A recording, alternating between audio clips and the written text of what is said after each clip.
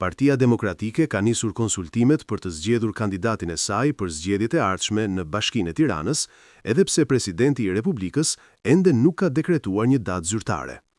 Çudia e madhe është fakti se, pavarësisht se është një parti politike dhe konsultohet me parti të tjera, emrat që qarkullojnë për kandidaturë nuk i përkasin politikës.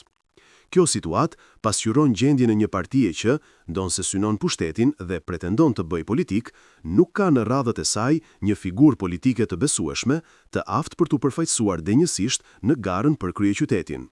Sigurisht që të tre emrat që u përmendën ditën e sotme janë të respektuar në fushat e tyre, por fakti që Partia Demokratike detyrohet të kërkojë jashtë politikës një emër, tregon boshllëkun që ka krijuar vetë brenda strukturave të saj.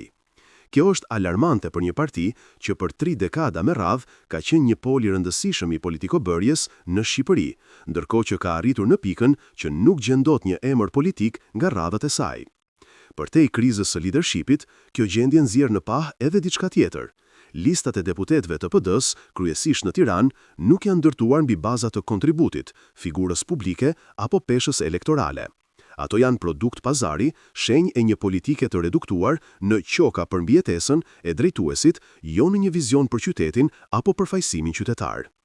Nëse një parti politike nuk ka më politikan, atëherë çfarë mbetet prej saj? Dhe nëse ajo nuk ka një kandidat politik për Tiranën, si mund të pretendojë se është gati të qeverisë vendin?